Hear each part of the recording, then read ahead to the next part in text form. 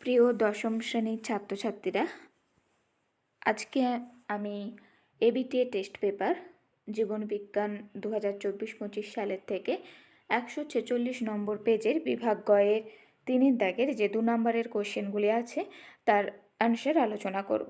আগের পেজের ভিডিওর অ্যান্সার আগেই দেওয়া আছে, আমি ডেসক্রিপশন বক্সে লিঙ্ক দিয়ে রাখবো, তোমরা চাইলে দেখে নিতে পারো। চলো তাহলে শুরু করা যাক। প্রথম কোশ্চেন আছে, রাত্রিতে রাস্তায় ভ্রমণের সময় আমার চোখে তীব্র গাড়ির আলো এসে পড়লো, আমার যে প্রতিক্রিয়া হবে তা সংশ্লিষ্ট কার্যনীতি সহ উল্লেখ করা হলো।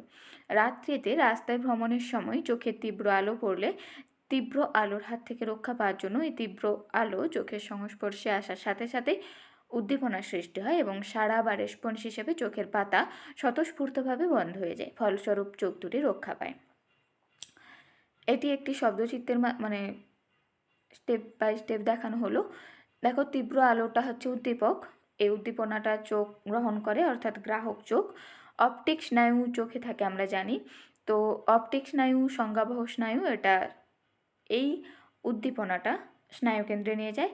স্নায়ুকেন্দ্রে যে আজ্ঞা দেয় সেইটা আজ্ঞাবাহ স্নায়ুর মাধ্যমে চোখের পাতায় পৌঁছায় এবং চোখের পাতা বন্ধ হয়ে যাওয়ার মাধ্যমে সাড়া প্রদান করে। 2 নম্বর কোশ্চেন আছে, প্রভু গ্রন্থির প্রভু বর্ণনা করতে বলেছে। প্রভু গ্রন্থির প্রভু বলা হয় হাইপোথ্যালামাসকে। তোমরা আমাকে প্রভু গ্রন্থি কাকে বলে সেটা কমেন্ট করে জানিও, তাহলে আমি বুঝতে পারবো তোমরা কতটা প্রস্তুতি নিচ্ছ। চলো, এরপর যেই 2টি পয়েন্ট নিয়ে আলোচনা করতে বলেছে, প্রথম আছে অবস্থান। হাইপোথ্যালামাস মানব অগ্রমস্তিষ্কের ডায়ানসেফালন অঞ্চলে থ্যালামাসের নিচে অবস্থিত এবং নিউরো হরমোন। হাইপোথ্যালামাসের নিউরো সিক্রেটারি কোষ থেকে নিউরো হরমোন অক্সিটোসিন ও ভেসোপ্রেসিন খরিত হয়, যা পশ্চাৎ পিটুইটারিতে সঞ্চিত হয় এবং প্রয়োজন অনুসারে পিটুইটারির পশ্চাৎখণ্ড থেকে খরিত হয়। এরপর কোশ্চেন আছে, একটি রুই মাছ পুকুরে সাঁতার কাটছে, এই কার্যকারিতায় মাছটির মায়োটম পেশির ভূমিকা। রুই মাছের দেহে মেরুদণ্ডের দুপাশে ভি আকৃতির খণ্ডিত মায়োটম পেশি মাছের দেহ কাণ্ড জুড়ে লেজের শেষ প্রান্ত পর্যন্ত বিস্তৃত থাকে। মায়োটম পেশির সংকোচনের ফলে লেজ ডান দিকে বেঁকে গেলে জলের প্রতিরোধী বলের জন্য দেহ বাম দিকে এবং লেজ বাম দিকে বেঁকে গেলে রুই মাছের দেহ ডান দিকে বেঁকে যায়। এভাবে ক্রমান্বয়ে, এখানে বেশি লেখা হয়ে গেছে, এটা পেশি হবে। আমি দেখো কেটে লিখে দিয়েছি পাশে যে পেশি সংকোচন অর্থাৎ মায়োটম পেশি সংকোচন ও প্রসারণের মাধ্যমে রুই মাছের দেহ এঁকে মেঁকে সামনের দিকে এগিয়ে যায়। এরপর আমি মায়োটম পেশির সহজ করে একটা ছবি দিয়ে রেখেছি, তোমরা চাইলে আঁকতে পারো। ছবি সবসময় জীবনবিজ্ঞানে যদি আঁকা হয় তাহলে খাতার উপর একটা পরীক্ষকের ভালো প্রভাব পড়ে। উদ্ভিদ কোষের বিভাজনে অক্সিন হরমোনের ভূমিকা। 4 নম্বর কোশ্চেন, অক্সিন হরমোন উদ্ভিদের বর্ধনশীল অঞ্চলের কোষ বিভাজনে সাহায্য করে। এই হরমোন সেলুলোজ উৎসেচকের কার্যক্ষমতা বাড়িয়ে কোষ প্রাচীরের নমনীয়তা বাড়ায়, ফলে কোষ প্রসারিত হয় এবং নতুন উপাদান সঞ্চিত হয়ে কোষের সামগ্রিক আয়তনও বাড়ে। এরপর কোশ্চেনে আছে ইউক্রোমাটিন এবং হেটারোক্রোমাটিনের পার্থক্য। এখানে আমি 3টা পার্থক্যই দিয়েছি, তোমরা 2টা লিখতে পারো, কিন্তু যেহেতু উল্লেখ করে দেয়নি তাই 2 নম্বরের কোশ্চেনে 3টা লেখাটা ভালো বলে আমার মনে হয়। প্রথম পয়েন্ট দিয়েছি রঞ্জিতকরণ। ইন্টারফেজ দশায় হালকাভাবে এবং কোষ বিভাজনের সময় গাঢ়ভাবে রঞ্জিত হয়। ইন্টারফেজে গাঢ়ভাবে হেটারোক্রোমাটিন এবং কোষ বিভাজনের সময় হালকাভাবে রঞ্জিত হয় হেটারোক্রোমাটিন। সক্রিয়তা, জিনগতভাবে ইউক্রোমাটিন সক্রিয় অংশ আর হেটারোক্রোমাটিন নিষ্ক্রিয়। অবস্থান, রৈখিক ক্রোমোজোমের প্রায় 80% অর্থাৎ বেশিরভাগটাই ইউক্রোমাটিন আর বাকি 20% অঞ্চল জুড়ে হেটারোক্রোমাটিন থাকে। এরপর কোশ্চেন আছে, বিভাজনরত একটি কোষের বেমতন্তু গঠিত না হলে যা হতে পারে তা যুক্তিসহ দেখাও। বেমতন্তু কোষ বিভাজনের সময় ক্রোমোজোমের অ্যানাফেজীয় চলনে সাহায্য করে, ফলে অপত্য ক্রোমোজোমের উভয় মেরুর দিকে গমন সম্ভব হয় এবং অপত্য কোষের ক্রোমোজোম সংখ্যা ধ্রুবক থাকে। কিন্তু যদি বিভাজনের সময় বেমতন্তু গঠিত না হয় তাহলে কোষ বিভাজন সম্ভব হবে না। বিভাজন হলেও তা ত্রুটিপূর্ণ হবে, ফলে রোগ হওয়ার সম্ভাবনা থাকে। এখানে জিনগত রোগ লিখতে পারো। এরপর কোশ্চেন আছে, মানব বিকাশে 60 বছরের ঊর্ধ্বে কোনো ব্যক্তির একটি শারীরবৃত্তীয় ও একটি মানসিক পরিবর্তন উল্লেখ করো। আমরা জানি 60 বছরের ঊর্ধ্বে মানুষের বার্ধক্য দশা শুরু হয়। শারীরবৃত্তীয় পরিবর্তনে আমি 2-3টা পয়েন্ট দিয়েছি, তোমরা একটি পয়েন্ট লিখতে পারো। অস্থি ও পেশির অবক্ষয় শুরু হয়, ক্যালসিয়াম ফসফেট প্রভৃতি মৌলের অভাবে অস্থি ভঙ্গুর হয়, অস্থিসন্ধি ফুলে ওঠে, ব্যথা হয়। এছাড়া শরীর দুর্বল হয়ে যায়, দৃষ্টিশক্তি শ্রবণ শক্তি কমে যায় ইত্যাদি। মানসিক পরিবর্তন বলতে ব্যক্তির স্মৃতিশক্তির হ্রাস পায়, ব্যক্তি মানসিক অবসাদগ্রস্ত হয়ে পড়ে ও হীনমন্যতায় ভোগে।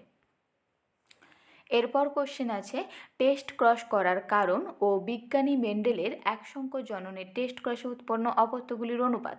টেস্ট ক্রস করার হয় জীবের জিনোটাইপ নির্ণয় করার জন্য, আর মেন্ডেলের একসংখ্য জননে টেস্ট ক্রসে উৎপন্ন অপত্যগুলির অনুপাত হচ্ছে ফিনোটাইপিক অনুপাত, লম্বা সংকর উদ্ভিদ খর্ব উদ্ভিদ 1:1, আর জেনোটাইপিক অনুপাতও 1:1। এখানে তোমরা একটা জিনিস ভালো করে খেয়াল করবে যে এখানে মেন্ডেলের একসংখ্য জননের অপত্যগুলির অনুপাত চাইনি, একসংখ্য জননের টেস্ট ক্রসের চেয়েছে। তাই একসংখ্য জননের অনুপাত তোমরা যাতে না লিখে দাও, কোশ্চেনটা ভালো করে দেখবে। এরপর কোশ্চেন আছে, মরুভূমির পরিবেশে উটের লোহিত রক্তকণিকার 2টি অভিযোজনগত বৈশিষ্ট্য। উটের লোহিত রক্তকণিকা খুব ছোট, ডিম্বাকার ও লম্বাটে হয়, এরা সূক্ষ্ম রক্তবাহের মধ্যে চলাচল করতে পারে।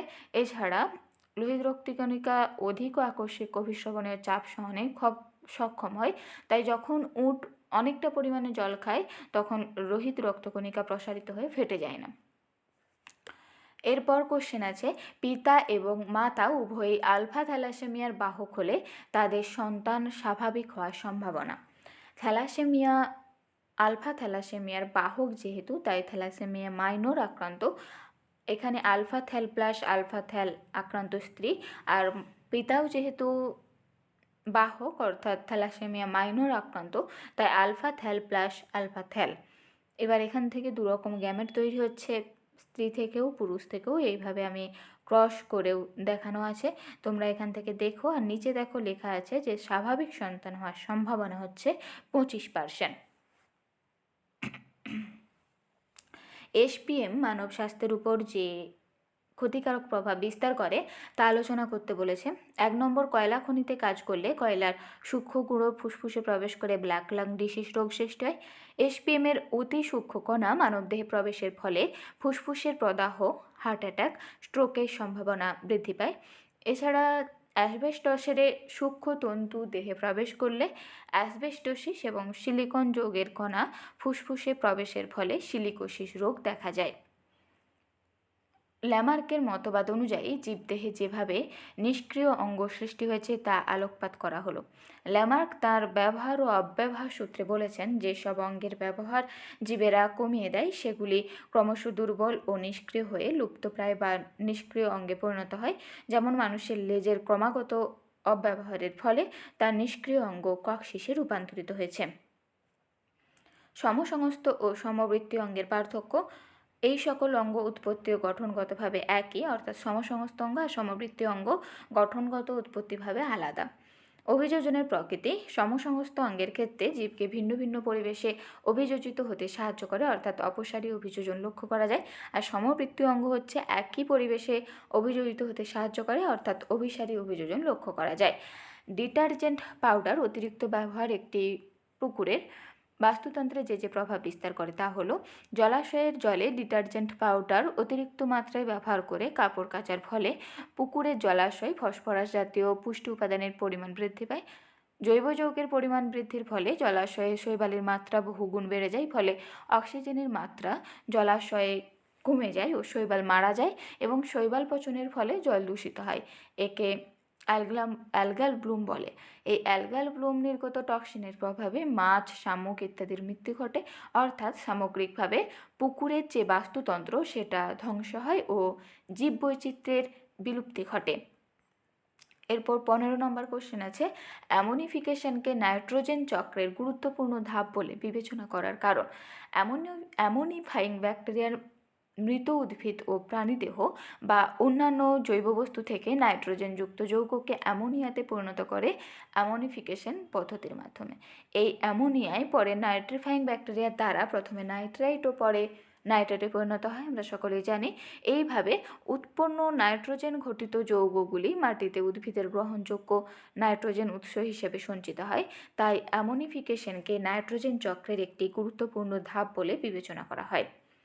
এরপর 16 নম্বর কোশ্চেন আছে, নীলগিরিকে বায়োস্ফিয়ার রিজার্ভ হিসেবে গণ্য করা হয় কারণ এইখানে বাস্তুতন্ত্র, জীববৈচিত্র্য, বিভিন্ন উদ্ভিদ, বিভিন্ন প্রাণী ইত্যাদি সংরক্ষণের পাশাপাশি স্থানীয় মানুষ ও সমগ্র বাস্তুতন্ত্রের সংরক্ষণ করা হয়। এছাড়া এখানে কোর এরিয়ায় মানুষের প্রবেশাধিকার ও শিকার নিষিদ্ধ হয়, মানুষের দ্বারা জীবের ক্ষতিগ্রস্ত হওয়ার সম্ভাবনা থাকে না। এছাড়াও এখানে স্থানীয় আদিবাসী মানুষ তাদের স্বাভাবিক জীবনযাত্রা ও জীবিকাও সংরক্ষণ করা হয়। এইগুলি সকলই বায়োস্ফিয়ার রিজার্ভের বৈশিষ্ট্য, তাই নীলগিরিকে বায়োস্ফিয়ার রিজার্ভ হিসেবে গণ্য করা হয়। এরপর 17 নম্বর শেষ কোশ্চেন, জাতীয় উদ্যান ও অভয়ারণ্যের পার্থক্য লেখো। কী কী বিষয় দিয়ে দেওয়া আছে? ক্ষেত্রফল জাতীয় উদ্যানের ক্ষেত্রে নির্দিষ্ট থাকে, অভয়ারণ্যের থেকে অনেক বড় পরিসরের উদ্যান হয়। আর অভয়ারণ্যের ক্ষেত্রে ক্ষেত্রফল নির্দিষ্ট থাকে না, জাতীয় উদ্যান অপেক্ষা অভয়ারণ্য ছোট হয়। সরকারি নিয়ন্ত্রণ, জাতীয় উদ্যান কেন্দ্রীয় সরকার দ্বারা নিয়ন্ত্রিত হয়, অভয়ারণ্য রাজ্য সরকার দ্বারা নিয়ন্ত্রিত হয়। তো আজকে পেজের যে 2 নম্বরের কোশ্চেনগুলি ছিল সেগুলি সবই আমি আলোচনা করে দিলাম। পরের পেজে অ্যান্সারগুলি আমি দিয়ে দেওয়ার চেষ্টা করব তাড়াতাড়ি। তাই এই ভিডিও থেকে তোমরা যদি উপকৃত হও তাহলে কমেন্ট করে জানিও, তাহলে আমারও উৎসাহ বাড়বে। আর তোমরা এইভাবে উত্তর দেওয়া পছন্দ করছো কি না সেটাও জানিও। আর যদি ভালো লাগে প্লিজ সাবস্ক্রাইব করো এবং লাইক করো।